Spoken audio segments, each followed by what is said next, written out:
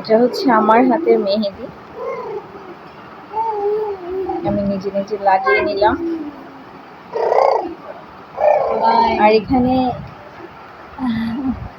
সবাই মেহেদি লাগাচ্ছে। এটা আমার মেহেদি, তোমারটা দেখি,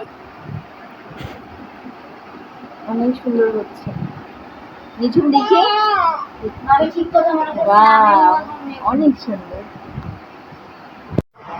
আর এটা হচ্ছে মিমের মেহেদি।